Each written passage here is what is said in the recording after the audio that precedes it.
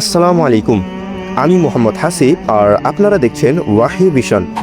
কিয়ামতের সেই ভয়ঙ্কর দিনের বাস্তবতা নিয়ে আজকের আলোচনায় থাকছেন আমাদের উস্তাজ আবু তহা মোহাম্মদ আদনান। যেদিন প্রত্যেক মানুষকে নিজের জীবনের প্রতিটি কাজের হিসাব দিতে হবে, সেদিন কি হবে আপনার? এই গুরুত্বপূর্ণ বিষয়টি জানতে ভিডিওটি শেষ পর্যন্ত দেখুন। কিয়ামতের দিনে আদম আলাইহিস সালামকে ডেকে আনা হবে, ডেকে বলা হবে তোমার সন্তান যারা আছে আদম সন্তান, তাদের মধ্য থেকে তুমি জাহান্নামীদেরকে আলাদা করে ফেল। আদম আলাইহিস সালাম বলবেন, হে আল্লাহ, কতজনকে আলাদা করো? আল্লাহ পাক বলবেন, প্রতি 999 জনকে জাহান্নামের জন্য আলাদা করে দাও। নাউজুবিল্লাহ বলবেন না? প্রতি 999 জনকে জাহান্নামের জন্য আলাদা করে দাও। সহিহ বুখারীতে 4 বার আসে, একবার না, 4 বার। এবার সাহাবীরা কিন্তু একটু বিচলিত হয়ে পড়লেন। তিনি ইয়া রাসূলুল্লাহ, তাহলে কিভাবে হবে? নবী সাল্লাল্লাহু আলাইহি ওয়াসাল্লাম বলছেন, আশ্বস্ত হও, জান্নাতীদের কাতার হবে 120টা। কয়টা? 120টা। তার মধ্যে 80টা কাতার হবে আমার উম্মতে মুহাম্মাদের ইনশাআল্লাহ। এবং এই হাদিসটা শোনালেন যে ব্যক্তি এই উম্মতের মধ্যে আল্লাহর সাথে শিরক না করে মারা যাবে, আল্লাহ পাক তাকে মাফ করে দেবেন ইনশাআল্লাহ। তাহলে প্রশ্ন, এত হিউজ পার্সেন্টেজ মানুষ কেন তাহলে জাহান্নামে যাচ্ছে? তাদের আমল নামায় কোন পাপটা থাকতে পারে যার কারণে তারা জাহান্নামে যাচ্ছে? উত্তর দেন দেখি। আল্লাহ পাক কিন্তু বলে দিয়েছেন, আল্লাহ পাক শিরক ছাড়া যে কোনো গুনাহ যাকে ইচ্ছা মাফ করতে পারেন। তাহলে এত বেশি মানুষ কেন জাহান্নামে যাচ্ছে? উত্তর, তাদের আমল নামায় কোন পাপ থাকতে পারে? শিরক। এবার আসেন, ইবলিস এবং তার অনুসারীরা উম্মতে মুহাম্মাদীকে বিভ্রান্ত করার জন্য এই শিরকের একটা ব্যাপক সয়লাব ছড়িয়ে দিয়েছে সমাজের মধ্যে। আমি খুব শর্ট করে বোঝাবো। আরেকটা হাদিস বলবো তার আগে আপনাকে, সেটা হলো এই উম্মতের 70,000 মানুষ কিন্তু আবার বিনা হিসেবে জান্নাতে যাবে। এই উম্মতের 70,000 মানুষ বিনা হিসেবে জান্নাতে যাবে, যারা 1 নাম্বার পাখি উড়িয়ে ভাগ্য গণনা করে না। যারা পাখির সাথে ভাগ্য গণনা করে, শিরকের সাথে সম্পর্ক আছে কি নাই? আচ্ছা। যারা আগুনের সেকা টাকা দিয়ে আগুনের উল্কি অঙ্কন করে চিকিৎসা পদ্ধতি গ্রহণ করে না। যারা হারাম অবৈধ কোনো ঝাড়ফুঁক গ্রহণ করে না, এই যে তাবিজ কবজ কবিরাজি করে না, কুফরি কালাম করে ঝাড়ফুঁক করছে না, এগুলো করে না। যারা সর্বাবস্থায় আল্লাহর উপর তাওয়াক্কুল করে, 70,000 এমন মানুষ বিনা হিসেবে জান্নাতে যাবে ইনশাআল্লাহ। এটাও মাথায় নেন। এবার সামনে আসা, ইবলিস এবং তার অনুসারীরা কিভাবে শিরক ছড়িয়েছে? কয়ভাবে? উত্তর, 3 ভাবে। কয়ভাবে? 3 ভাবে। আশ-শিরকু ফিল আকীদা, শিরক ছড়িয়েছে বিশ্বাসের মধ্যে। যেমন কিছু মানুষ বিশ্বাস করে এখনো এই যুগে, এবং এই যুগেরও এদের সংখ্যা বেশি, তারা বিশ্বাস করে যে আল্লাহ এই মহাবিশ্ব সৃষ্টি করেন নাই, এই মহাবিশ্ব সৃষ্টি হয়েছে বিগ ব্যাং থেকে। এই কনসেপ্টে মানুষ নাই। কোরআনে সূরা আম্বিয়ার মধ্যে একটা কথা আছে, আওয়ালাম ইয়ারাল্লাযীনা কাফারু আন্না আস-সামাওয়াতি ওয়াল আরদা কানাতা রাতকান ফাফাতাকনাহুমা। আল্লাহ পাক বলছেন, কাফেররা কি লক্ষ্য করে দেখেন না যে আসমান সমূহ এবং জমিন একটা বিন্দুর মধ্যে ছিল একত্রিত, আমি এটাকে বিচ্ছিন্ন করে দিয়েছি। যদি তারা বলেও যে বিগ ব্যাং থেকে সব সৃষ্টি হয়েছে, আমরা বলবো এই বিগ ব্যাং এর স্রষ্টা হচ্ছেন আল্লাহ রাব্বুল আলামিন। কথা বুঝতে পারছেন? তো এই যে চিন্তা ওদের যে আল্লাহ বলতে কেউ নাই, এটা শিরক কিনা? কেউ কেউ চিন্তা করছে যে আল্লাহ আছেন, আরো উপাস্য আছে, যেমন আল্লাহ, তার সন্তান নাউজুবিল্লাহ ঈসা আলাইহিস সালাম এবং পবিত্র আত্মা রুহুল কুদুস। এই সংখ্যায় লোক আছে কি নাই? এদের সংখ্যা কত বিশ্বে? 300-400 কোটি হবে কিনা? না না, আরো কম হবে, হয়তো বেশি বলে ফেলছে। মানে কোটি তো হবেই, 100 কোটির তো বেশি হবে নাকি? সারা বিশ্বে মুসলিমদের সংখ্যা বেশি না খ্রিস্টানদের? খ্রিস্টানদের মধ্যে এক শ্রেণীর খ্রিস্টান, তারা সবাই বলে না, এক শ্রেণীর খ্রিস্টান বলে যে আল্লাহ 3 জন, 3 ইলায় বিশ্বাস করে, 3 খোদায় বিশ্বাস করে। এই কয়েকদিন আগে বলেছি আমরা, কি নাউজুবিল্লাহ বলেছে, মেরি ক্রিসমাস বলেছে না, 25শে ডিসেম্বর। এবং মুসলিমরাও এর সাথে একাত্মতা প্রকাশ করেছে। আস্তাগফিরুল্লাহ ওয়া আতুবু ইলাইহি। সূরা মারিয়ামে আল্লাহ পাক বলছেন, তারা এমন একটা কথা বলে, ওয়াকালু ইত্তাখাযাল্লাহু ওয়ালাদা, তারা বলে আল্লাহ সন্তান গ্রহণ করেছেন। নাউজুবিল্লাহ। লাকাদ জিতুম শাইআন ইদ্দা তাকাদু আস-সামাওয়াতু ইয়াতাফাত্তারনা মিনহু ওয়া তানশাক্কুল আরদু ওয়া তাখিরুল জিবালু হাদ্দা। আল্লাহ পাক বলছেন, কথার ওজনগুলো দেখেন। আল্লাহ পাক বলছেন, যখন তারা বলে যে আল্লাহ সন্তান গ্রহণ করেছে, তখন আসমান নিজেই ফেটে পড়তে চায়, জমিন নিজেই চৌচির হতে চায়, এবং পাহাড়গুলো নিজেই থরথর করে কেঁপে ভেঙে পড়তে চায়। যদি আল্লাহ পাক এদেরকে ক্ষমতা দিতেন যে ইচ্ছার স্বাধীনতা দিতেন, হ্যাঁ করো, তাহলে আসমান ফেটে পড়তো। এখন যখন আমরা বলছি যে মেরি ক্রিসমাস, আসমান ফেটে পড়তো। ও যেদিন 25 ডিসেম্বর ছিল, ওই দিন আমি আমার এয়ারে ফ্লাইও করছিলাম, সম্ভবত কক্সবাজার যাচ্ছি প্রোগ্রাম। তো দেখি যে বিমানের মধ্যেই বলা শুরু করলো যে লেডিস অ্যান্ড জেন্টলম্যান, হ্যাঁ ladies and gentleman, welcome to our flight, এগুলো বলছে। বলার পরে বলছে যে মেরি ক্রিসমাস, সবাইকে ক্রিসমাসের আন্তরিক শুভেচ্ছা। তখন আল্লাহর কসম আমার মনে হচ্ছিল যে এখন মনে হয় প্লেনটা ভেঙে পড়ে যাবে আসমান থেকে, কারণ আমি একটা জানি। আল্লাহ পাক বলছেন সূরা মারিয়ামের শেষের দিকে পড়ে দেখেন, আল্লাহ পাক বলছেন ওয়াকালু ইত্তাখাযার রহমানু ওয়ালাদা, তারা বলে রহমান সন্তান গ্রহণ করেছেন, আউযুবিল্লাহ। তাকাদুস সামাওয়াতু ইয়াতাফাত্তারনা মিনহু, এই কথা শুনে আসমান ফেটে পড়তে চায়। ওয়া তানশাক্কুল আরদ, জমিন চৌচির হতে চায়। ওয়া তাখিরুল জিবালু হাদ্দা, পর্বত ফেটে পড়তে চায়, চৌচির হতে চায়। সুবহানাল্লাহ, লাকাদ জিতুম শাইআন ইদ্দা, তোমরা একটা চরম রকম ভয়ঙ্কর মিথ্যা প্রতারণাপূর্ণ কথা নিয়ে এসেছো। যখন বলছে কেউ মেরি ক্রিসমাস, তার মানে সে স্বীকার করছে যে 25শে ডিসেম্বরে আল্লাহ পাক ঈসা আলাইহিস সালামকে জন্ম দিয়েছেন, আউযুবিল্লাহ। তাই কি না? বুঝতে পারেন না কথা? আর আমরা নামাজে বলছি লাম ইয়ালিদ ওয়া লাম ইউলাদ, কুল হুয়াল্লাহু আহাদ আল্লাহুস সামাদ। লাম ইয়ালিদ, তিনি কাউকে জন্ম দেন নাই, ওয়া লাম ইউলাদ, তাকেও কেউ জন্ম দেয়নি, ওয়া লাম ইয়াকুল লাহু কুফুয়ান আহাদ। একবার এই সূরা পড়লে কোরআনে 3 ভাগের 1 ভাগ পড়ার নেকি হয়ে যায়। 3 বার পড়লে 1 খতম কোরআনের নেকি হয়ে যায়। এমনি এমনি হয় না, কারণ কোরআনের 3 ভাগের 1 ভাগ হচ্ছে আল্লাহর তাওহীদ। কোরআনের 3 ভাগের 1 ভাগ কি? আল্লাহর তাওহীদ। এই যে 3 ভাগের 1 ভাগ, আর 1 ভাগ হচ্ছে হুকুম আহকাম, কি করবে কি করবে না। আর 1 ভাগ হচ্ছে হিস্ট্রি, ইতিহাস, কি হয়েছে এই পর্যন্ত বিশ্বে। কোরআন 3 ভাগে ভাগ করতে পারবেন আপনি। প্রিয় ভাইরা, এটা শিরক কিনা? এবং কোটি কোটি মানুষ কি এই শিরকে বিশ্বাস করে কিনা? এখন ওই সমাজে গিয়ে যদি আপনি বলেন সামাজিকতার খাতিরে মেনে নিচ্ছি যে এটা শিরক, তারপরে আমি তো আপোষ করলাম, চলবে? এখন কিছু মানুষ সামাজিকতার দোহাই দেয়। সামাজিকতা কোন সমাজে? যে সমাজ আমাকে শিরক শেখায় ওই সমাজ, যে সমাজ আমাকে হারাম খাওয়া শেখায় সেই সমাজ, যে সমাজে মানুষ বেদাতি আমল করে সেই সমাজ। কোন সমাজের পূজা করবেন? কোন সমাজের ইত্তেবা করবেন? যেই সমাজ নবী সাল্লাল্লাহু আলাইহি ওয়াসাল্লামের আদলে গড়া সমাজ, সেই সমাজের আমরা তাবেদারি করব ইনশাআল্লাহ। আর যেই সমাজ জাহিলিয়াতের আদলে গড়া, সেই সমাজের তাবেদারি করতে হবে? আল্লাহ পাক বোঝার তৌফিক দান করুন। তো এই যে কিছু মানুষ এখানে শিরক করছে, তারপর কিছু মানুষ কি বলছে যে গ্রহ নক্ষত্র চন্দ্র সূর্যের উপাসনা করা যায়, করছে না মানুষ? কিছু মানুষ কবর পূজা করছে কিনা? করছে কিনা? কিছু মানুষ মাজারের পূজা করছে কিনা? কিছু মানুষ মৃত ব্যক্তির কাছে এই নজর মানত করে কিনা? কিছু মানুষ মৃত ব্যক্তির কাছে এই যে কুরবানি জবাই করে কিনা? কিছু মানুষ এই যে জাদুবিদ্যার চর্চা করছে কিনা? তারপর ওই যে ভাগ্য গণনা করছে কিনা রাশিফল দেখে? কিছু মানুষ টিয়া পাখির মাধ্যমে ভাগ্য গণনা করছে কিনা? প্রত্যেকটা রন্ধ্রে রন্ধ্রে শিরক। প্রথম শিরক হচ্ছে আকীদার, বিশ্বাসের। আল্লাহ ছাড়া কেউ সন্তান দিতে পারে, বিশ্বাস করলে শিরক। আল্লাহ ছাড়া কেউ আমাকে পরকালে বাঁচাবে, বিশ্বাস করলেই শিরক। আল্লাহ ছাড়া কেউ আমাকে ভালো করতে পারে, বিশ্বাস করলে শিরক। খারাপ করতে পারে, বিশ্বাস করলে শিরক। আল্লাহ ছাড়া কেউ উপকার অপকার করতে পারে, বিশ্বাস করলে শিরক। আল্লাহ থেকে সব হয়, এই কনসেপ্টের বাইরে গেলেই শিরক হয়ে যাবে। সবকিছু কার থেকে হয়? তো এই যে লা ইলাহা ইল্লাল্লাহ একটা আকীদার বিষয়। প্রথমে আকীদার মধ্যে শিরক ঢুকেছে, একটা শিরক ঢুকেছে আমলের মধ্যে। আর শিরকু ফিল আমাল, আমলগুলোর মধ্যে কিরকম? এই যে আল্লাহ বাদ দিয়ে অন্য কাউকে সেজদা করা, আল্লাহ বাদ দিয়ে অন্য কারোর জন্য নজর মানত করা, আল্লাহ বাদ দিয়ে অন্য কারোর জন্য যে আপনি কুরবানি করছেন, হ্যাঁ আল্লাহ ছাড়া অন্য কারোর কাছে দোয়া করছেন, সবই শিরক। এই যে আপনি হাতের মধ্যে একটা বালা পরে আছে, বালাটা খুলতে বললে খোলেন না, কেন খোলেন না? আপনার ধারণা এটা খুলে ফেললে আপনার ক্ষতি হবে, রোগ আর ভালো হবে না। এই যে আকীদা, শিরকি আকীদা, শিরকি আকীদা, টাটকা শিরকি আকীদাটা। যদি মনে করেন যে এটা খুললে, এই যে আংটি একটা পরেছেন মনে করেন, এই নিয়াতে পরে থাকেন যে এই আংটি পরার পরে আমার রোগ ভালো হবে, টাটকা শিরক এটা। এমনি যদি পড়েন সৌন্দর্য বর্ধনের জন্য পড়েছি, কোনো সমস্যা নাই, ইন্নামাল আমালু বিন্নিয়াত। কিন্তু যদি এই নিয়াতে পড়েন এই আংটিটা পরলে আমার রোগটা ভালো হবে, খুললে আর রোগ ভালো হবে না, ব্যাস শিরক হয়ে গেছে। তারপরে বিয়ে হচ্ছে না, তাবিজ করতেছে, তাবিজ করলে বিয়ে হবে, শিরক হয়ে গেল। আবার একজন একজনকে ভালোবাসে, অবৈধ ভালোবাসা, বৈধটা না অবৈধটা।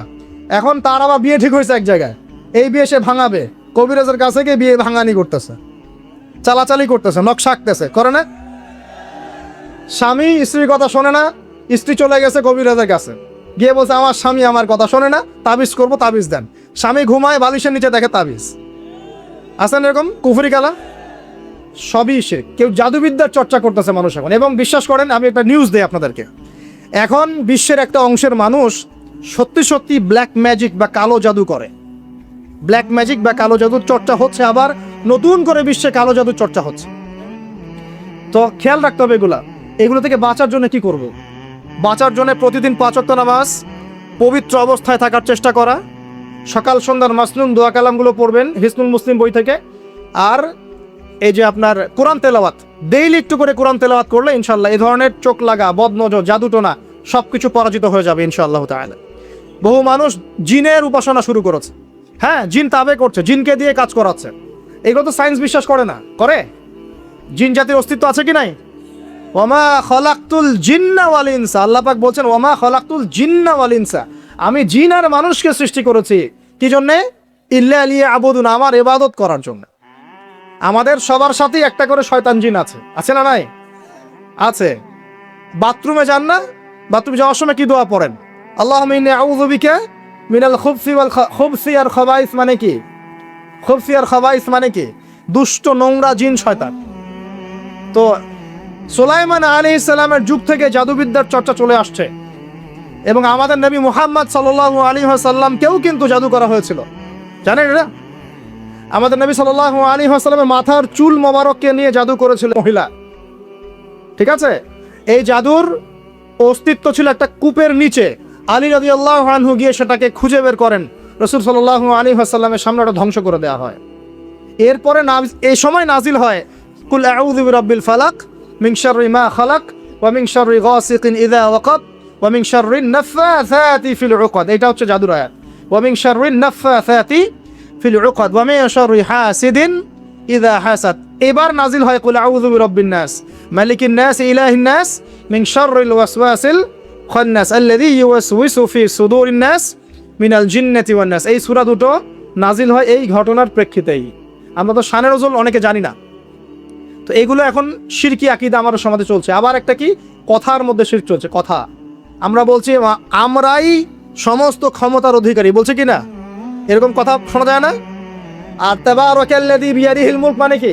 বরকতময় সেই সত্তা যার হাতে সমস্ত ক্ষমতা, রাজত্ব। তাবারাকাল্লাযী বিয়াদিহিল মুলক, তিনি বরকতময় সত্তা যার হাতে সমস্ত ক্ষমতা। আমরা বলি লা হাওলা ওয়ালা কুওয়াতা ইল্লা বিল্লাহ, কোনো শক্তি সামর্থ্য নাই কে ছাড়া? আল্লাহ ছাড়া। আর আমরা এদিকে বলছি সমস্ত ক্ষমতা আমাদের হাতে। এটা কি শিরক হচ্ছে না? শিরক হচ্ছে। আমরা বলি, অনেক সময় বলে ফেলি, ভাই কেমন আছেন? হ্যাঁ ভাই, আপনার দোয়ায় ভালো আছে। আপনি কি আমার দোয়ায় ভালো আছেন? আপনাকে বলতে হবে যে আলহামদুলিল্লাহ, আল্লাহর ইচ্ছায় অতঃপর আপনার দোয়ায় ভালো আছে। কথা খুব সাবধানে। আলহামদুলিল্লাহ, আল্লাহর ইচ্ছায় এবং অতঃপর আপনার দোয়ায় ভালো আছে। অতঃপর বলতে হবে, অতঃপর, এবং না, অতঃপর। বলছে মা কেমন আছে? ভালো আছে, ডাক্তার ভালো ছিল, না হলে মাকে বাঁচানো যেত না, ব্যাস শিরক হয়ে গেল। বলছে নৌকাটা ডুবে যাচ্ছিল, মাঝি ভালো ছিল, না হলে নৌকা ডুবে যাইত। ড্রাইভারটা ভালো ছিল, না হলে রাস্তায় নির্ঘাত অ্যাক্সিডেন্ট হতো। এইটা কথা আমরা চলতে ফিরতে শিরক করতেছি। এই যে ছেলেরা বল তোমাকে ছাড়া বাঁচবো না, বাঁচিয়েন না, বেঁচে থাকে কি হবে আপনার? যদি একটা মেয়ের জন্য জীবন দিয়ে দেন, তাহলে আল্লাহর জমিনে আপনি আল্লাহর জন্য কি করবেন? তো এই যে অনেক গানও আছে, দেখবেন অনেক গানের লিরিক্সগুলো, ম্যাক্সিমাম গানের লিরিক্সের মধ্যে দেখবেন শিরকি কথা আছে। খেয়াল করে দেখবেন, ম্যাক্সিমাম গানের লিরিক্সের মধ্যে শিরকি কথা আছে। হ্যাঁ, এই চাঁদ তোমাকে দিয়ে দিলাম, চাঁদ তোর বাপের। হ্যাঁ, তোমার জন্য তারা ছিনিয়ে এনে নিব, তারা কি তোর বাপের? তারা চাইলে ছিনিয়ে আনতে পারবে। মানে অনেক ক্ষেত্রে শিরক হচ্ছে।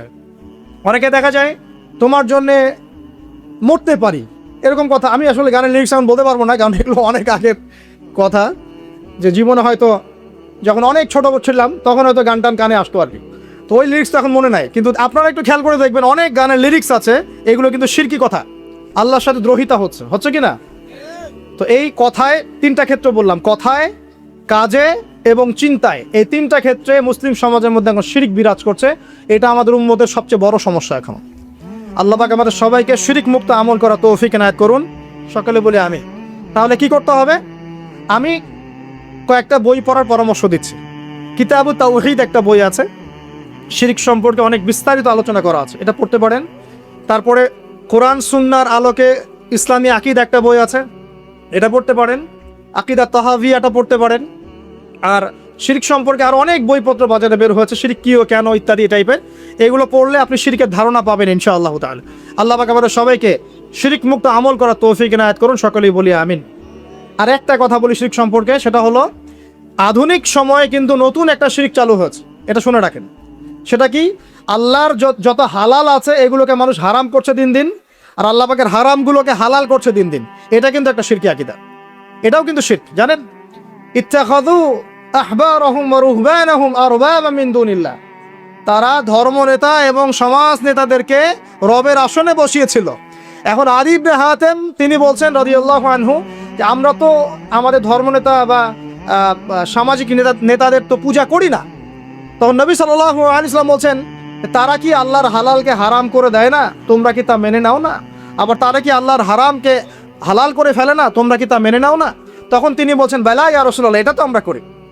তখন নবী সাল্লাল্লাহু আলাইহি ওয়াসাল্লাম বলছেন, তিলকা ইবাদাতুহুম, এটাই তো ওদের ইবাদত করা। কেউ যদি আল্লাহর হালালকে হারাম করে আর আমরা তা মেনে নেই, আমরা ওদের ইবাদত করছি।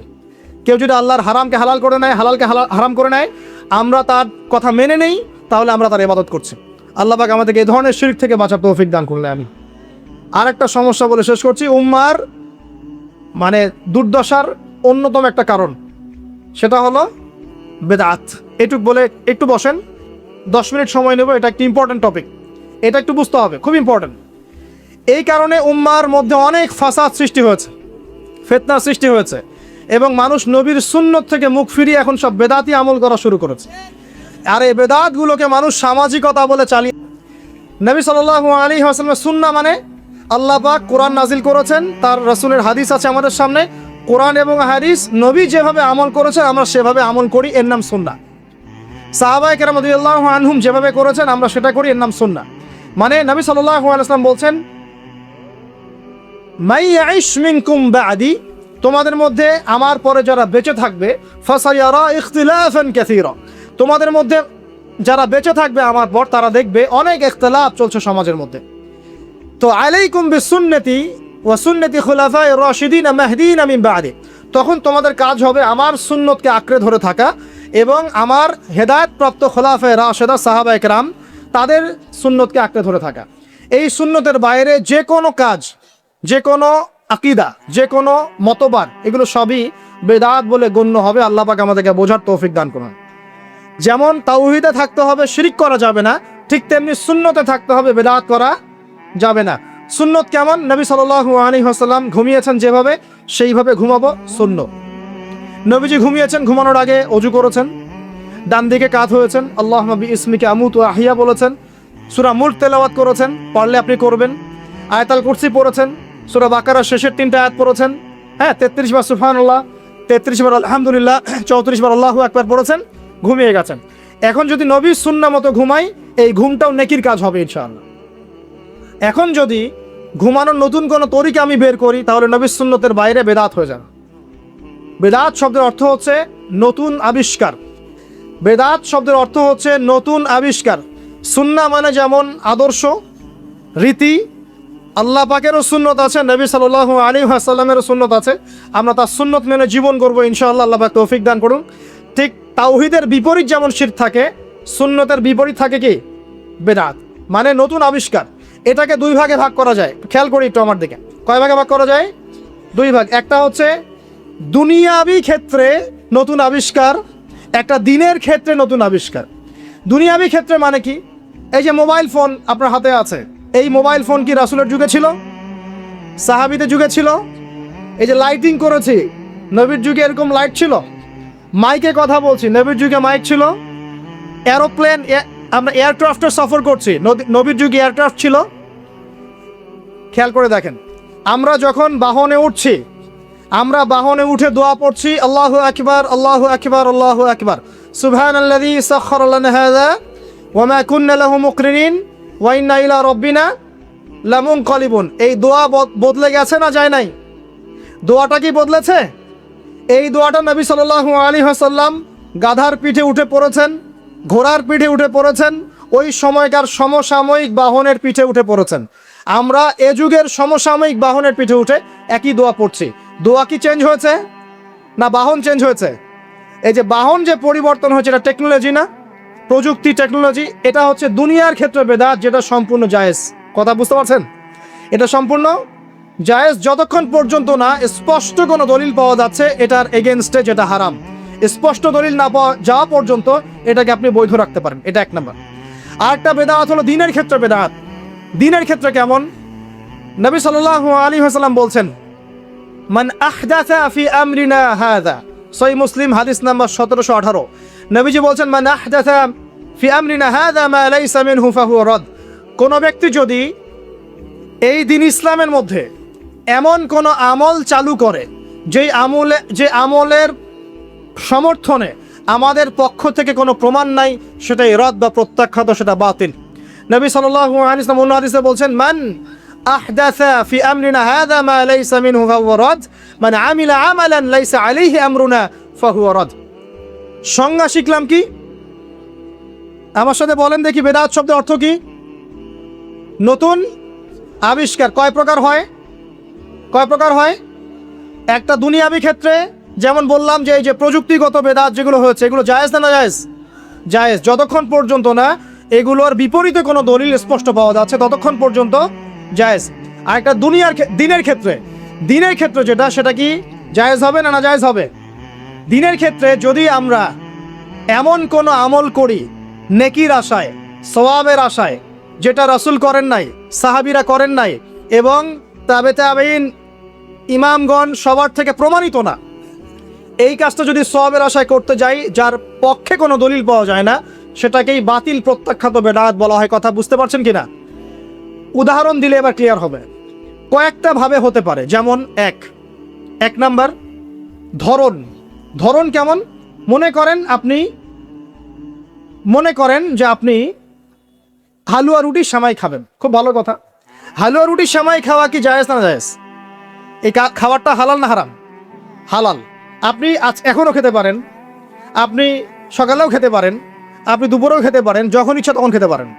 কিন্তু যদি আপনি কোনো দিবসকে কেন্দ্র করে এরকম একটা সংস্কৃতি চালু করেন যে আজকে 15ই শাবান আমরা সবাই এখন হালুয়া রুটি খাবো, এই যে একটা দিনকে কেন্দ্র করে আপনি একটা নতুন কাজ শুরু করলেন, এই কাজটাকে আমরা বেদাত বলে ফেলছি। মনে করেন আপনি দরুদ পড়বেন, খুব ভালো কথা, দরুদ ভালো জিনিস, দরুদ পড়লে নেকি হয়।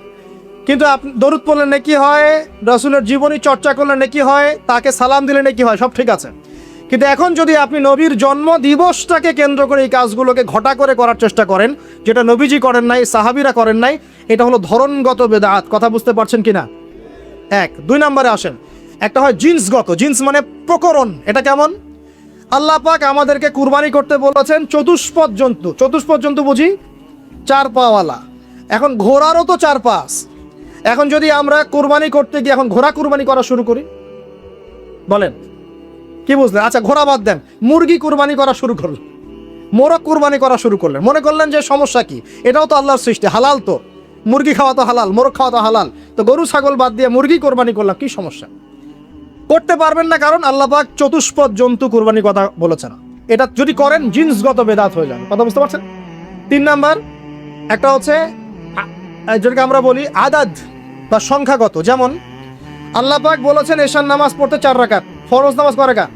4 রাকাত। কেউ যদি মনে করে এখন না নামাজ খুব ভালো কাজ, নামাজ পড়লে নাকি হয়, তো 4-এর জায়গায় আমি 5 রাকাত পড়ব, কি হবে? ফজরের নামাজ 2 রাকাত ফরজ। আর কেউ যদি মনে করে নামাজ তো খুব ভালো জিনিস, ভালো কাজ করলে কি সমস্যা, নামাজ তো পড়লে নাকি হয়, 2 রাকাত পড়লে নাকি হয়, 4 রাকাত পড়লে আরো বেশি নাকি হয়। আর 4 রাকাত পড়া শুরু করলো, কি হবে? গ্রহণযোগ্য না বাতিল? এটা হলো আপনার এই যে সংখ্যাগত একটা বেদাত হয়ে গেল। কথা বুঝতে পারছেন? আরেকটা হচ্ছে আপনার স্থানগত বেদাত। স্থানগত কেমন? তাওয়াফ করতে হয় কোথায়? মাতাফে। কোথায় তাওয়াফ করে? মাতাফে। হজ করে কোথায়? আরাফার মাঠে। আমরা যদি মনে করি না আজকে আমরা লাঙ্গল কোটে হজ করব, এখানে একটা কাবা বানাবো, এখানেই হজের সব সিস্টেম করব, এখানেই তাওয়াফ হবে, এটা হবে কি? স্থানগত বাতিল একটা কাজ, স্থানগত বেদাত। তাওয়াফ করতে হয় মাতাফে। মাতাফে অনেক ভিড়, তাওয়াফ করার জায়গা নাই। কেউ মনে করলো না আমি হারাম শরীফের পিছন দিক থেকে তাওয়াফ করে আসি, 7 বার চক্কর দিয়ে আসি, হবে? স্থানগত বেদাত। এরকম করে সংখ্যাগত, ধরনগত, স্থানগত, প্রকরণগত বেদাত হতে পারে। আবার পদ্ধতিগত হতে পারে, কাইফিয়াত। যেমন অজু করতে হয়, প্রথমে বিসমিল্লাহ বলেন, এই যে হাত ধুচ্ছেন, কুলি করছেন, নাকে পানি দিচ্ছেন, তাই না? তারপরে কনুই ধুচ্ছেন, আস্তে আস্তে পা ধুচ্ছেন। এখন আপনি চিন্তা করলেন যে অজু তো অজুই, হাত ধোয়া পা ধোয়া নিয়েই কথা, আমি আগে পাটা ধুই, তারপরে মাথা মাসা করি, তারপরে হাত ধুবো কনুই পর্যন্ত, তারপরে কুলি করে অজু মাশাল্লাহ সারা। পদ্ধতি নতুন বানালেন, এটা কি হবে? পদ্ধতিগত বেদাত। এ কারণেই বলছি, দরুদ আপনি পড়বেন, ঠিক আছে, কোনো সমস্যা নাই। আপনি আল্লাহর জন্য দাঁড়িয়ে কিয়াম করবেন, কোনো সমস্যা নাই। কিন্তু নবী সাল্লাল্লাহু আলাইহি ওয়াসাল্লাম, সাহাবায়ে কেরাম কি এভাবে দরুদ পড়ে তাদেরকে, আল্লাহ রসুলকে হাজির নাজির মেনে দাঁড়িয়ে গিয়ে কিয়াম করেছেন কিনা, এর দলিল আগে দেখতে হবে।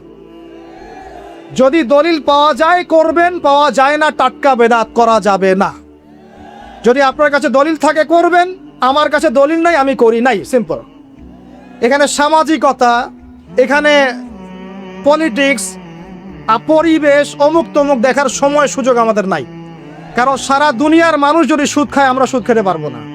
সারা দুনিয়ার মানুষ যদি বলে যে জেনা হালাল, আমরা জেনা করতে পারবো না।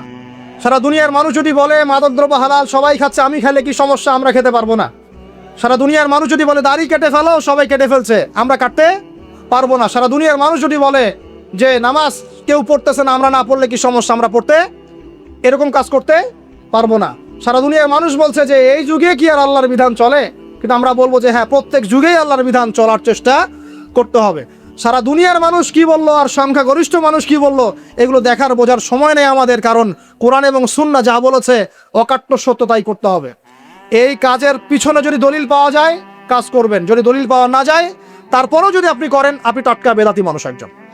তখন নবী সাল্লাল্লাহু আলাইহি ওয়াসাল্লাম বলেন, তিলকা ইবাদাতুহুম, এটাই তো ওদের ইবাদত করা। কেউ যদি আল্লাহর হালালকে হারাম করে আর আমরা তা মেনে নেই, আমরা ওদের ইবাদত করছি। কেউ যদি আল্লাহর হারামকে হালাল করে নেয়, হালালকে হারাম করে নেয়, আমরা তার কথা মেনে নেই, তাহলে আমরা তার ইবাদত করছি। আল্লাহ পাক আমাদেরকে এই ধরনের শিরক থেকে বাঁচার তৌফিক দান করলেন। আর একটা সমস্যা বলে শেষ করছি, উম্মার মানে দুর্দশার অন্যতম একটা কারণ, সেটা হলো বেদাত। এটুক বলে একটু বসেন, 10 মিনিট সময় নেব, এটা একটা ইম্পর্টেন্ট টপিক, এটা একটু বুঝতে হবে, খুব ইম্পর্টেন্ট। এই কারণে উম্মার মধ্যে অনেক ফাসাদ সৃষ্টি হয়েছে, ফিতনা সৃষ্টি হয়েছে, এবং মানুষ নবীর সুন্নত থেকে মুখ ফিরিয়ে এখন সব বেদাতি আমল করা শুরু করেছে।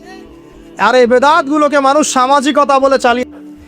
নবী সাল্লাল্লাহু আলাইহি ওয়াসাল্লামের সুন্নাহ মানে আল্লাহ পাক কোরআন নাজিল করেছেন, তার রাসূলের হাদিস আছে আমাদের সামনে। কোরআন এবং হাদিস, নবী যেভাবে আমল করেছেন আমরা সেভাবে আমল করি, এর নাম সুন্নাহ। সাহাবায়ে কেরাম রাদিয়াল্লাহু আনহুম যেভাবে করেছেন আমরা সেটা করি, এর নাম সুন্নাহ। মানে নবী সাল্লাল্লাহু আলাইহি ওয়াসাল্লাম বলছেন, মাই ইয়াইশ মিনকুম বা'দি, তোমাদের মধ্যে আমার পরে যারা বেঁচে থাকবে, ফাসায়ারা ইখতিলাফান কাসীরা, তোমাদের মধ্যে যারা বেঁচে থাকবে আমার পর, তারা দেখবে অনেক ইখতিলাফ চলছে সমাজের মধ্যে। তো আলাইকুম বিসুন্নতি ওয়া সুন্নতি খুলাফায়ে রাশিদিন মাহদিন মিন বা'দি, তখন তোমাদের কাজ হবে আমার সুন্নতকে আঁকড়ে ধরে থাকা এবং আমার হেদায়েতপ্রাপ্ত খুলাফায়ে রাশিদা সাহাবায়ে কেরাম তাদের সুন্নতকে আঁকড়ে ধরে থাকা।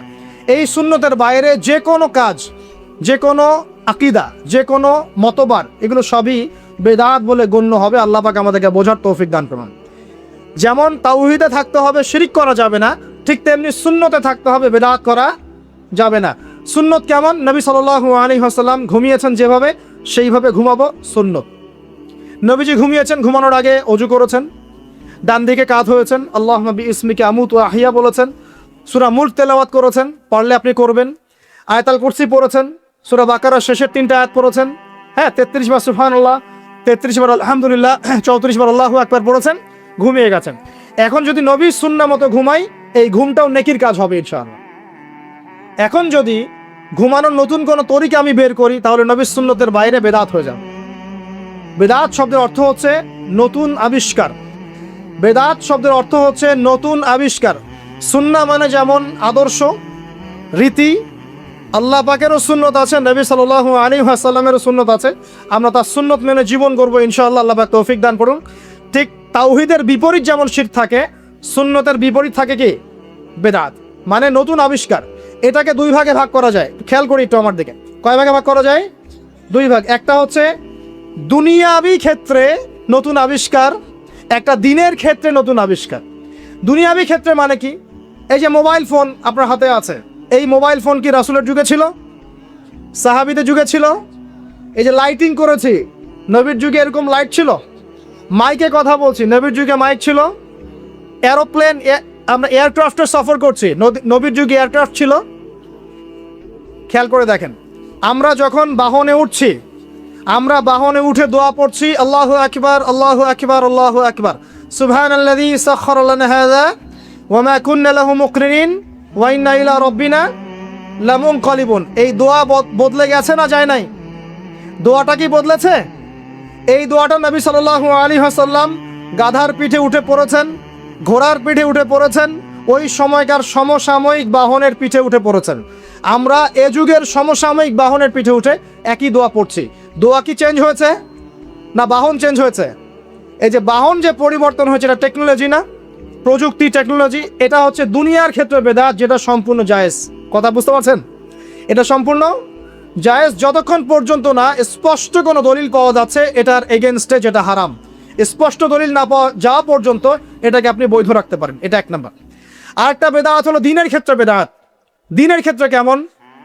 নবী সাল্লাল্লাহু আলাইহি ওয়াসাল্লাম বলছেন, মান আহদাসা ফি আমরিনা হাযা, সহিহ মুসলিম হাদিস নাম্বার 1718। নবীজি বলছেন, মান আহদাসা ফি আমরিনা হাযা মা লাইসা মিনহু ফাহুয়া রাদ।